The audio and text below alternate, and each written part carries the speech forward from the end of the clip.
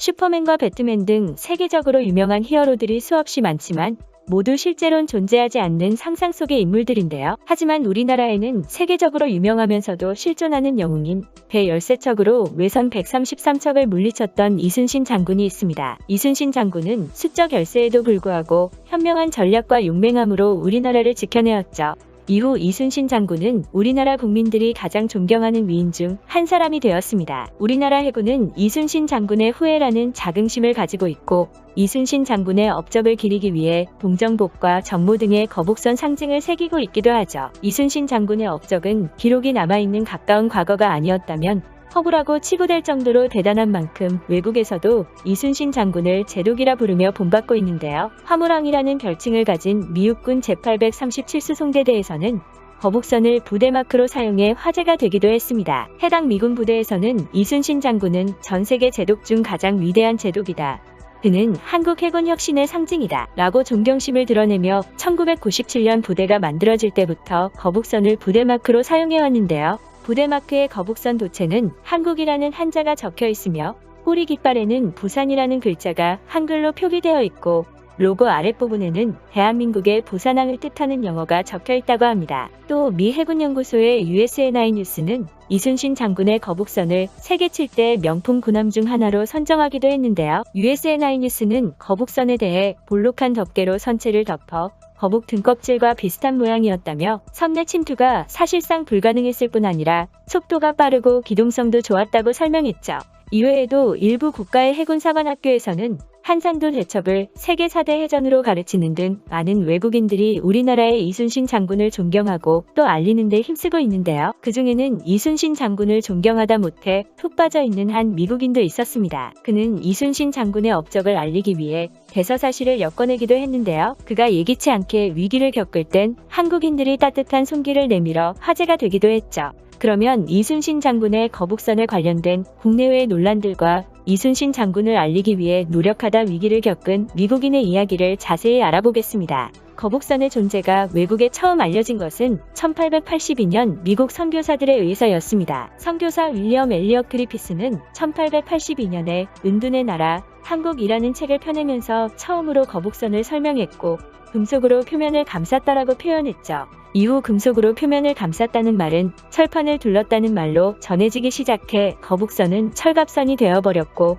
한국은 철갑선을 가장 빠른 시기에 발명한 국가로 알려지기 시작했습니다. 1894년 미국 뉴욕의 신문사 써는 조선의 철갑함이라는 제목의 기사에서 거북선에 대해 조선의 철갑함은 1592년 일본과의 전쟁에 사용하기 위해 만들어졌는데 현재까지 남아있다. 일본 목재 선박에 대항해 매우 성공적이었다. 귀갑과 철제 갈고리로 무장된 배는 항구에서 일본 선박을 전복시키거나 구멍을 뚫어 침몰시켰다고 보도했고 같은 날 뉴욕타임스에서는 물고기 모양의 배라는 제목으로 월밍턴의 모닝뉴스에서는 조선 해군의 힘이라는 제목으로 거북선이 철갑선이라는 기사를 보도하기도 했죠. 하지만 반면 우리나라의 기록에는 거북선이 철갑으로 만들어졌다는 것을 찾아볼 수 없었는데요. 이순신 장군의 조카인 이분이 쓴 행록에는 거북선에 대해 위는 판자로 덮었으며 판상에는 칼과 송곳을 꽂아서 사방에 발붙일 곳 없도록 하였다고 기록되어 있고 이순신 장군의 난중일기에서는 거북선을 만들었는데 등에는 쇠못을 꽂았다고만 표현되어 있죠. 또 일제강점기의 역사가 신채호 선생은 자신의 책 조선상고사에서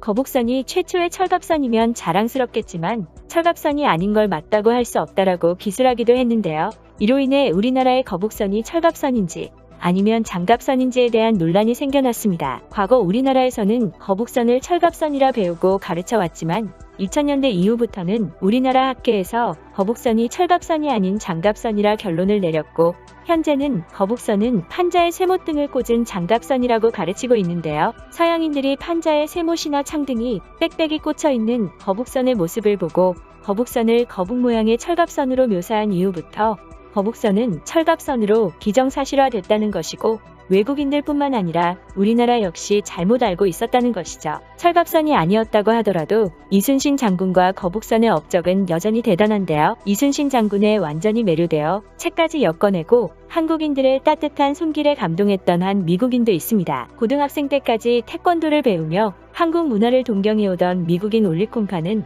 위성TV를 통해 이순신 장군의 이야기를 다룬 드라마 불멸의 이순신을 보고 충격을 받게 되었다고 하는데요. 끝까지 살아남는 해피엔딩을 맞는 미국 영화 속의 영웅들과는 달리 자신의 죽음을 알리지 말라며 전쟁터에서 숨을 거두는 영웅의 이야기에 강한 인상을 받았다는 것이었죠. 이후 그는 이순신 장군과 관련된 역사책을 직접 구해 읽으면서까지 공부하기 시작했습니다. 이순신 장군에 대해 알아갈수록 그는 더욱 빠져들어갔는데요. 특히 자신이 기존에 알고 있었던 초능력을 가진 미국의 슈퍼맨과 같은 영웅과 달리 이순신 장군은 국가로부터 제대로 된 지원도 못 받는 상황에서 거북선과 같은 혁신적인 발명품을 만들어 전쟁 준비를 했고, 이것이 실제 역사라는 사실에는 큰 감동받았다고 합니다. 심지어 그는 이순신 장군이 미국의 전쟁 영웅 메가더와 그리스의 영웅 알렉산더 대왕과도 비교하기 어려울 만큼 세계 역사의 위대한 영웅이라는 생각이 들었다고 말하기도 했는데요. 이순신 제독의 가장 큰 매력은 인간적이라는 것입니다. 난중일기를 보면 그는 두려움도 느끼고 고민도 합니다. 간혹 서양의 역사학자들은 이순신 장군을 전쟁의 신이라고 부르지만 제 생각은 다릅니다.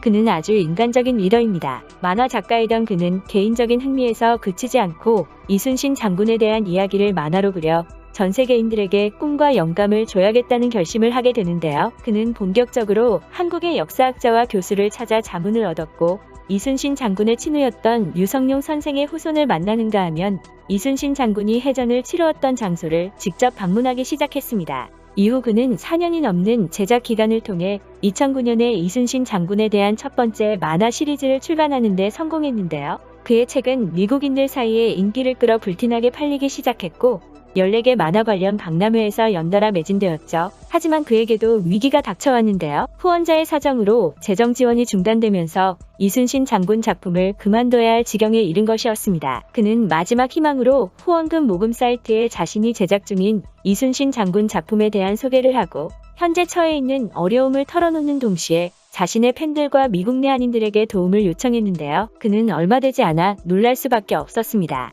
그의 간절함이 전해졌는지 한인들뿐만 아니라 한국에서도 후원이 이어지기 시작한 것이었죠. 특히 한국에서의 모금액이 미국 모금액의 2배를 넘길 정도로 한국인들은 적극적인 모습을 보여주었는데요. 그 덕에 한 달도 되지 않아 목표했던 금액을 돌파했고, 그는 위기를 무사히 벗어날 수 있었다고 합니다. 한국인들의 뜨거운 반응에 작가 올리콤파는 한국인들이 역경을 맞설 수 있는 힘을 줬다고 말하며 5개월 전 어려움이 겹쳤을 때 이순신 이야기를 포기하려 했다. 이렇게 한국 팬들의 도움으로 다시 새 힘을 얻게 된 만큼 이순신을 전 세계에 알리는 데 힘쓰겠다는 감사 인사를 전하기도 했죠. 우리나라에 이처럼 훌륭한 지도자이자 뛰어난 장수가 있다는 사실이 너무나 자랑스럽고 감사한데요. 그러면 오늘 이야기는 여기까지 하도록 하겠습니다. 긴 영상 끝까지 시청해주셔서 감사합니다.